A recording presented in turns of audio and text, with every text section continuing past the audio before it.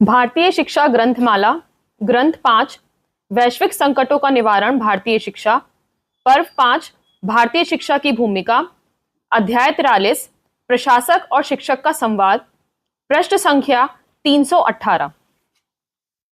प्रशासक: तुम इस प्रकार मेरे कक्ष में बिना अनुमति के कैसे घुस आए हो? कोई मैनर्स हैं कि नहीं? जाओ, चले जाओ, मेरा टाइम खराब मत करो। शिक्षक: मैं अचानक नहीं आया, आपके साथ समय निश्चित किया था, आपने ही समय बताया था। मैं ठीक 3 बजे आया हूं, ना 1 मिनट पहले ना 1 मिनट विलंब से। प्रशासक: तो अंदर आने से पूर्व चिट्ठी क्यों नहीं भेजी? क्या मेरा पियोन बाहर नहीं बैठा है? उसने आने कैसे दिया?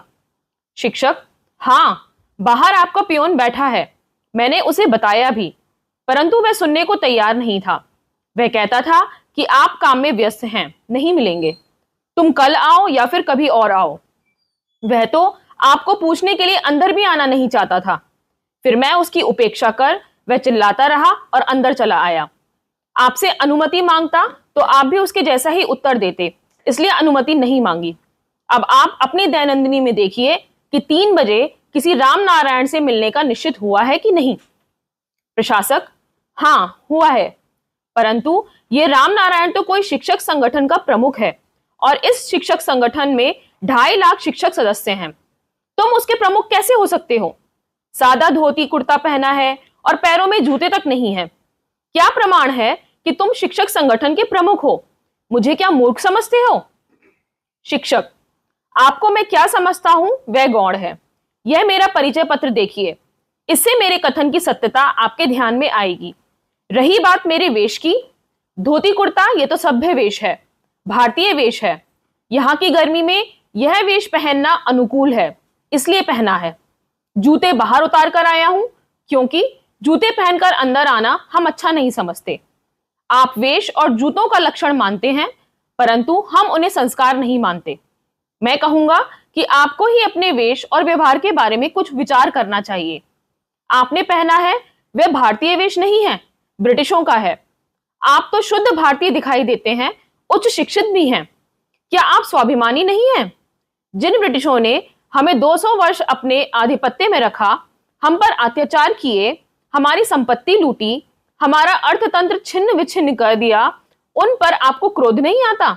आप उनका वेश अपनाए हुए हैं और मैंने भारतीय वेश पहना है, इसलिए मेरे साथ शिष्टापूर्वक बात भी नहीं कर रहे हैं। विचार तो आपको करना है। प्रशासक: ठीक है, मैं विचार करूंगा, परंतु मैंने क्या अशिष्ट व्यवहार किया? आपको बिना अनुमति आने के लिए टोका, यही ना? यह मेरा कार्यालय है, मैं यहां अधिकारी हूं, किसी को भी टोकने का मुझे अधिकार है।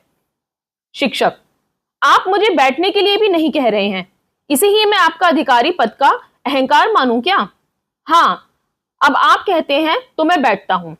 और अब हम काम की बात ही करें। अब तक जो बातें हुई इन्हें एक ओर रख दें। आप केंद्र सरकार के शिक्षा विभाग के सचिव हैं, अर्थात इस देश में जो शिक्षा चल रही है उसके सर्वोच्च अधिकारी हैं। मैं इस देश के सबसे बड़े शिक्षक संगठन का प्रमुख हूं। हम दोनों शिक्षा के सेवक हैं, हम दोनों समान रूप से शिक्षा की चिंता करने वाले हैं। अतः हमने एक दूसरे की बात को समझकर शिक्षा में कुछ सार्थक प्रयास करना चाहिए, ऐसा निवेदन करने के लिए मैं आया हूं। मैंने आपका 1 घंटे का समय मांगा था, जो आपने दिया भी था, इसलिए हम निश्चिंत होकर बात करें, ऐसा भी मेरा निवेदन है। प्रशासक: मैं आपकी बात स्वीकार करता हूं। अब देखिए, सरकार शिक्षा अच्छी हो इसलिए अनेक प्रयास कर रही है। हम क्रमशः बात करें तो सरकार ने 6 से 14 वर्ष के बच्चों के लिए निःशुल्क शिक्षा का प्रावधान किया है। इतना ही नहीं, मध्याह्न भोजन की योजना भी बनाई है, जिसके कारण गरीबों के बच्चे भी पढ़ सकें। क्या आप इसकी सराहना नहीं करेंगे? देश में 8.5 लाख से भी अधिक प्राथमिक विद्यालय हैं। आप इसके लिए हमें कुछ तो शाबाशी दे ही सकते हैं। शिक्षक: सरकार शिक्षा के लिए क्या क्या कर रही है, इसके बारे में आप एक बार में सब बताइए, बाद में उस पर चर्चा करेंगे। हम यह सब संक्षेप में करेंगे, क्योंकि इस चर्चा के बाद मैं एक महत्वपूर्ण विषय पर आपका परामर्श और सहयोग चाहता हूं। प्रशासक: हमने शिक्षकों के प्रशिक्षण की अच्छी व्यवस्था की है। शिक्षकों का वेतन भी अब सम्मानजनक है। सेवाकालीन प्रशिक्षण की भी अच्छी व्यवस्था है। हमने केंद्र और राज्यों में प्रशिक्षण और अनुसंधान की संस्थाएं बनाई हैं, पाठ्यक्रम और पाठ्य पुस्तकें बनाई हैं। पाठ्य पुस्तकें निःशुल्क दी जाती हैं। लड़कियां पढ़ें इस दृष्टि से उन्हें अनेक विशेष सुविधाएं दी जाती हैं। 100% साक्षरता के लिए अभियान के तौर पर प्रयास किए जाते हैं। माध्यमिक और उच्चतर माध्यमिक स्तर की शिक्षा का भी विचार किया जाता है। विश्वविद्यालयों की संख्या क्रमशः प्रतिवर्ष बढ़ रही है। IIT, IIM जैसी विश्व स्तरीय संस्थाएं हैं। आयुर्विज्ञान की संस्थाएं भी लक्षणीय हैं। अनेक शोध संस्थान भी कार्यरत हैं। खैर, ये सब तो आप भी जानते ही होंगे। आपका कहना क्या है? शिक्षक: जी हाँ, यह सब तो मैं जानता हूं। यह जानकारी इंटरनेट पर उपलब्ध है। मेरी चिंताएं कुछ और हैं जिनकी ओर हमें ध्यान देना है। मैं कुछ बातें आपके समक्ष बताता हूं। सरकारी प्राथमिक विद्यालयों में कोई पढ़ना नहीं चाहता। आपके बच्चे भी सरकारी स्कूल में नहीं पढ़ रहे होंगे। सरकारी विद्यालयों में जो भी पढ़ता है उसे 8 वर्ष की पढ़ाई के बाद भी लिखना पढ़ना नहीं आता। अन्य विद्यालयों में भी 15 वर्ष की पढ़ाई के बाद ज्ञानात्मक दृष्टि से शिक्षित कहे जाने वाले विद्यार्थियों की संख्या कदाचित 2% होगी। शिक्षित लोगों में देशभक्ति, सामाजिक दायित्व बोध और व्यक्तिगत आचरण में संस्कार नहीं होते। हम सज्जन कह सकें, ऐसे विद्यार्थियों का निर्माण नहीं करते। विश्व के प्रथम 200 विश्वविद्यालयों में भारत का एक भी विश्वविद्यालय नहीं है। मैंने सारी चिंताओं का सार केवल 5 बिंदुओं में बताया है। मैं आपके तंत्र पर या सरकार पर आरोप नहीं लगा रहा हूं। आप और हम मिलकर स्थिति में कुछ परिवर्तन कर सके, इस दृष्टि से कह रहा हूं। प्रशासक: देखिए, आपने जो बातें बताई हैं वे तो सब जानते हैं, परंतु सरकार कर व्यवस्था बनाने के अलावा और क्या कर सकती है? पढ़ाना तो शिक्षकों को होता है। शिक्षक जैसा पढ़ाएंगे वैसा ही तो शिक्षा होगी। सरकार वेतन अच्छा देती है, सुविधाएं भी देती है, तो भी वे अच्छा नहीं पढ़ाते तो कोई क्या कर सकता है? अब आप ही देखिए, विश्वविद्यालयों के अध्यापकों का वेतन कितना अच्छा है। हमने उनके लिए शोध कार्य भी अनिवार्य बनाया है, तो भी वे अपने विश्वविद्यालयों के बराबर में अपनी संस्थाओं को खड़ा नहीं कर सकती। आखिर आपके पास भी कोई उपाय है? शिक्षक: पहली बात तो यह है कि व्यवस्थाओं, वेतन और सुविधाओं से शिक्षा नहीं होती। स्वेच्छा, स्वतंत्रता और प्रेरणा से होती है। हमारे वर्तमान तंत्र में शिक्षक के पास इस 3 में से एक भी नहीं है। शिक्षक आपके तंत्र में नौकरी करता है, चाहे प्राथमिक विद्यालय हो चाहे विश्वविद्यालय। शिक्षक नौकर है। क्या आप शिक्षक को सरकारी तंत्र से मुक्त कर सकते हैं? प्रशासक: अरे, ये कैसे हो सकता है? नियंत्रण के बाद भी कोई अपना काम ठीक से करता नहीं है। स्वतंत्र हो जाएंगे तो फिर कौन करेगा? नहीं, यह तो संभव नहीं है। यह व्यवहारिक नहीं है और प्राथमिक शिक्षा की व्यवस्था को तो हम छेड़ नहीं सकते। ऐसा किया तो यह संविधान के विरुद्ध होगा। शिक्षक: कब तक आप व्यवस्था की और संविधान की दुहाई देते रहेंगे? कब तक आप शिक्षा का बोझ ढोते रहेंगे जो निरर्थक और अनर्थक है? प्रशासक: लेकिन यह तो मंत्रियों के अधिकार की बात है। हम तो केवल व्यवस्था देखते हैं। वे नीतियां बनाते हैं, हम उन नीतियों का क्रियान्वयन करते हैं। आप उनके पास जाइए, उन्हें समझाइए। यह हमारा काम नहीं है। शिक्षक: अरे महाशय, आप उत्तेजित हो गए। कृपा करके शांत हो। मैं दोष नहीं दे रहा हूं, शिक्षा की मुक्ति की संभावनाओं की बात कर रहा हूं। देखिए, सरकार कितनी भी कार्यक्षम हो, अच्छी नियत वाली हो या परिश्रमी भी हो, परंतु शिक्षा उसका विषय नहीं है। इसलिए सरकार उसके प्रयासों में कभी भी यशस्वी होने वाली नहीं है। सरकार यदि इस स्थिति में परिवर्तन नहीं करेगी तो शिक्षा का और समाज का कोई भला होने वाला नहीं है। अब यह बड़ा साहसी विचार होगा, क्योंकि सरकार ने पूर्ण रूप से शिक्षा को नियंत्रण में रखा है। आप ही विचार करें कि इसमें क्या हो सकता है। आप किस प्रकार शिक्षा को अपने नियंत्रण से मुक्त करेंगे और स्वयं भी इस व्यर्थ बोझ से मुक्त होंगे? प्रशासक: परंतु यह कैसे हो सकता है? परापूर्व से ही ऐसी व्यवस्था चली आ रही है। सरकार का यह कर्तव्य है। वे अपने कर्तव्य से पीछे नहीं रह सकती। सरकार नहीं करेगी तो कौन करेगा? यह तो प्रजा के कल्याण का विषय है। सरकार नहीं करेगी तो और कोई भला क्यों करेगा? और फिर यह तो प्रस्थापित व्यवस्था है, इसमें बदल कैसे हो सकता है? यह संविधान का विषय है। उसमें कोई भी परिवर्तन करने के लिए जिस पक्ष की सरकार है उस पक्ष का 2/3 बहुमत चाहिए, और वह बहुमत हो तो भी ऐसी विचित्र बात कैसे हो सकती है? आप वास्तविक धरातल पर विचार ही नहीं कर रहे हैं। मुझे बहुत परेशानी हो रही है। शिक्षक: खेद की बात है, मैं वास्तविक धरातल की ही बात कर रहा हूं। सुनिए, मैं एक एक कर आपके समक्ष स्थिति स्पष्ट करता हूं। एक, आप सच्चे भारतीय हैं। आप प्रशासकीय सेवा में हैं, इसलिए भारत का इतिहास जानते हैं। इस देश की शिक्षा व्यवस्था विश्व में सबसे प्राचीन है, ये तो आप जानते ही हैं। अत्यंत प्राचीन काल से लेकर 19वीं शताब्दी के पूर्वार्ध तक भारत में शिक्षा सरकार के नियंत्रण में नहीं थी। ब्रिटिशों ने भारत की प्रजा के मानस को अपने अधीन करने हेतु शिक्षा को अपने नियंत्रण में ले लिया। उसके बाद भारत की शिक्षा और शिक्षा की व्यवस्था का सर्वनाश किया। यह कड़वा सच है कि आप स्वाधीन भारत में भी ब्रिटिशों की ही पद्धति चला रहे हैं। क्या आपका उद्देश्य भी प्रजा के मानस को अपने अधीन रखने का ही है? क्या प्रजा को स्वतंत्र नहीं होने देना चाहते हैं? प्रशासक, यह तो गंभीर आरोप है। भारत में शिक्षा थी ही नहीं, ब्रिटिशों ने शुरू की और आज भी हमारे लिए व्यवस्था का उत्तम नमूना है। स्वतंत्रता से पूर्व व्यवस्था शुरू हुई, इसलिए उसका श्रेय तो उनका ही माना जाना चाहिए। हमें ब्रिटिशों के प्रति कृतज्ञ रहना चाहिए। आप उल्टी बात कर रहे हैं। शिक्षक, यही तो बड़े खेद की बात है कि वर्तमान भारत का उच्च शिक्षित अधिकारी व्यक्ति सत्य इतिहास से परिचित भी नहीं है। मेरे कथन के प्रमाण में मैं दे सकता हूं। मुझे ज्ञात था कि इनकी आवश्यकता पड़ेगी, इसलिए मैं कुछ सामग्री साथ लेकर आया हूं। यहां छोड़कर जाऊंगा।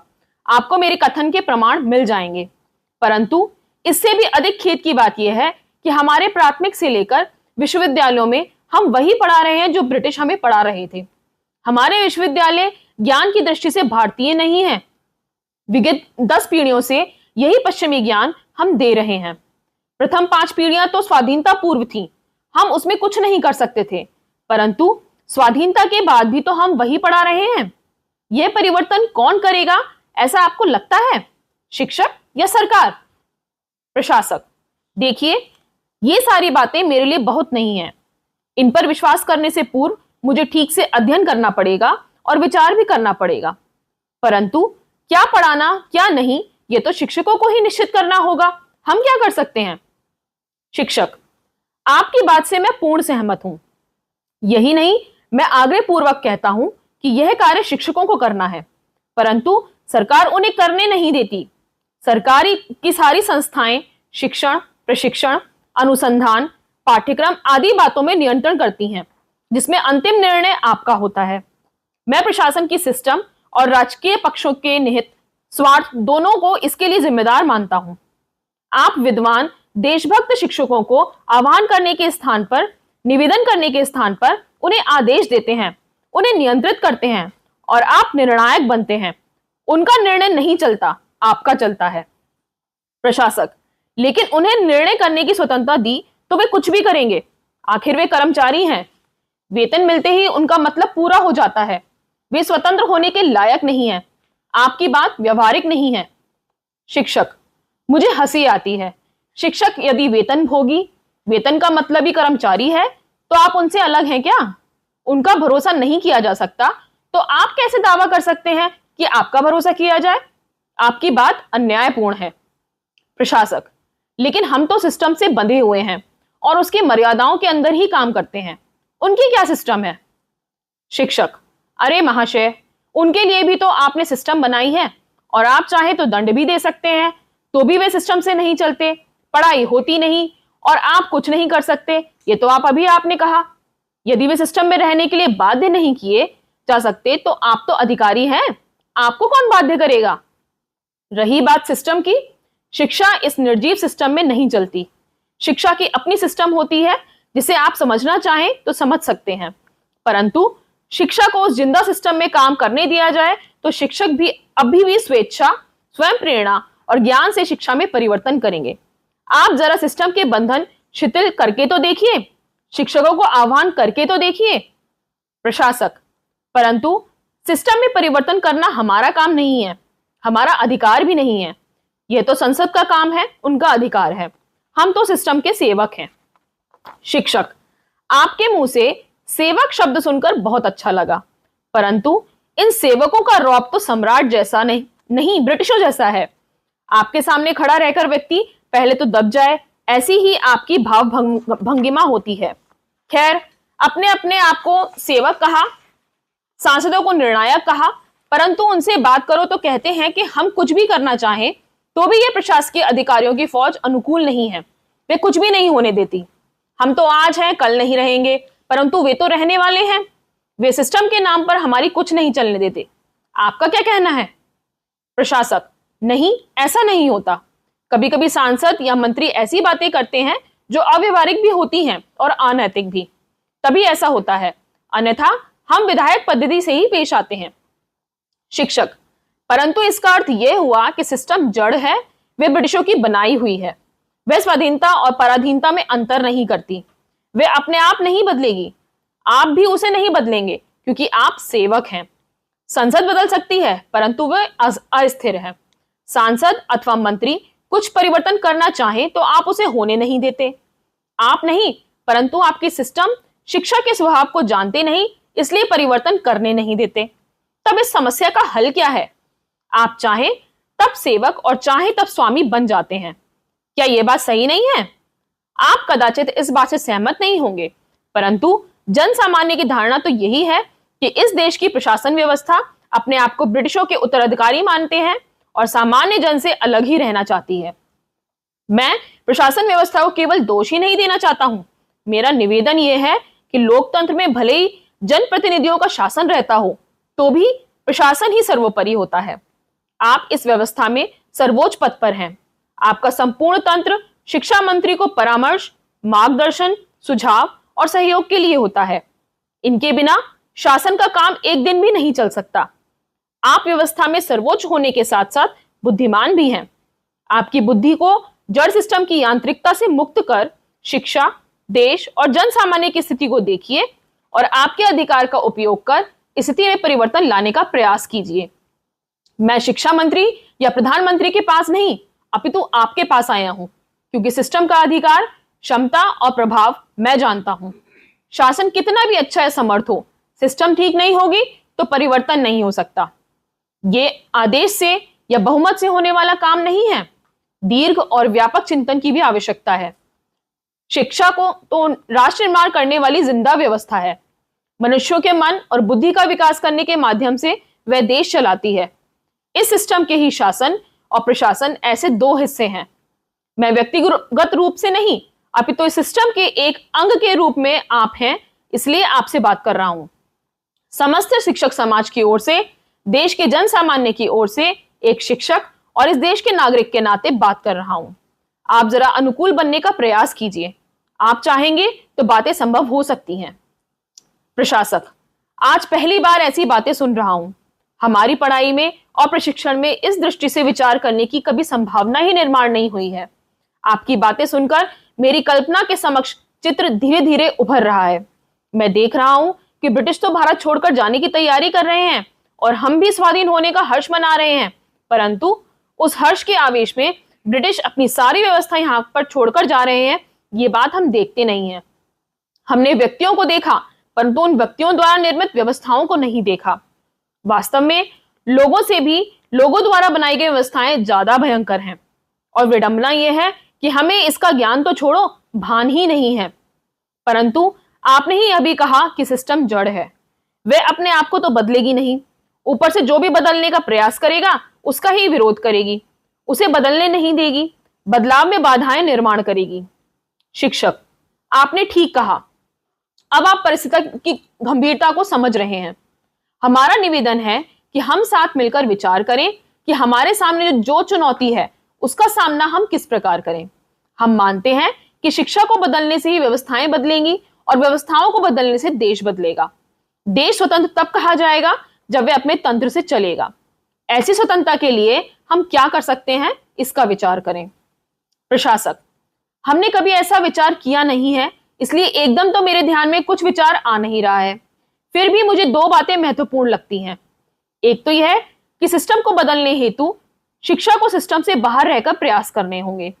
सिस्टम के अंदर ही अंदर तो खास कुछ होगा नहीं। दूसरा, मुझे लगता है कि शासन, प्रशासन और शिक्षा के क्षेत्र में कार्यरत समाज सेवी संगठन साथ मिलकर प्रयास करें। साथ ही यह भी आवश्यक है कि शैक्षिक संगठन ही इसका पहल करें। शिक्षा को यदि सिस्टम से मुक्त करना है तो पहल भी उन लोगों को करनी चाहिए जो मुक्ति चाहते हों, वास्तव में मुक्त हो और अपने आप को मुक्त मानते हों। शिक्षक, आपने मेरे मन की बात कही। सौभाग्य से आज भी देश के जनमानस में स्वतंत्रता की चाह समाप्त नहीं हुई है। लोग मुक्ति चाहते ही हैं। साथ ही देश में अनेक संगठन कार्यरत हैं। लगभग सभी धार्मिक सांस्कृतिक संगठन विद्यालय और महाविद्यालय चलाते हैं। आपको पता नहीं होगा, परंतु ऐसे असंख्य लोग हैं जो इस शिक्षा को पसंद नहीं करते, इसलिए अपने बच्चों को घर में ही पढ़ाते हैं। अनेक स्थानों पर ऐसे गुरुकुलों की स्थापना लोग कर रहे हैं जो सिस्टम से मुक्त रहकर चलाए जाएं, परंतु वे सिस्टम से डर रहे हैं। सिस्टम की मान्यता नहीं है, ऐसे किसी भी प्रयोग को सिस्टम चलने नहीं देती। ऐसी आज की स्थिति है। यह स्थिति अपने आप में भी अन्यायी और अनुचित है। इतने बड़े देश की शिक्षा का तंत्र सरकार चलाए, यही अत्यंत अव्यवहारिक है। उस पर जड़ सिस्टम में शिक्षा को जकड़ना अत्यंत अनुचित है। मेरा निवेदन यह है कि सिस्टम की जकड़न से शिक्षा को मुक्त करने के उपाय आप ही बताएं। आपके जितना सिस्टम को कौन जानता है। हम भी मेहनत करेंगे, परंतु आपके समान वह कार्य हमारे लिए सरल नहीं होगा। प्रशासक, मेरा सुझाव यह है कि आप पहल करें, सिस्टम का अध्ययन आप भी करें। शिक्षा को मुक्त करने की योजना चरणबद्ध स्वरूप में करनी होगी। मेरा दूसरा सुझाव यह है कि हमारी योजना में हम माननीय शिक्षा मंत्री जी को भी सम्मिलित करें। उनके बिना यह कार्य होना असंभव है। आवश्यकता पड़ने पर हम माननीय प्रधानमंत्री से भी बात कर सकते हैं। करनी भी चाहिए। हम भी तो देश की और देशवासियों की सेवा के लिए ही हैं। शिक्षक, आपके प्रस्ताव का मैं स्वागत करता हूं, परंतु जाते जाते एक सर्वाधिक महत्वपूर्ण विषय का प्रारंभ कर देता हूं। हम सब कार्यकर्ताओं ने मिलकर एक अंतरराष्ट्रीय विश्वविद्यालय का प्रारंभ करने का मानस बनाया है। आपकी सहायता की उसमें बहुत आवश्यकता रहेगी। प्रशासक, ये कौन सी नई बात है? अंतरराष्ट्रीय विश्वविद्यालय शुरू करना कोई खेल थोड़ी ही है। कितना धन चाहिए और कितना परिश्रम, फिर संसद में कानून भी पारित करना होगा, कितनी प्रशासकीय आवश्यकताएं पूरी करनी होगी। फिर भी आप नहीं कर सकते हैं, ऐसा तो नहीं है। सारी प्रक्रियाएं पूर्ण कीजिए और शुरू कीजिए। मेरी ओर से मैं हर प्रकार से सहायता करूंगा, परंतु सरकार से शिक्षा की मुक्ति और ये अंतरराष्ट्रीय विश्वविद्यालय दोनों अलग विषय हैं। दोनों की चर्चा एक दूसरे स्वतंत्र रूप से करनी होगी।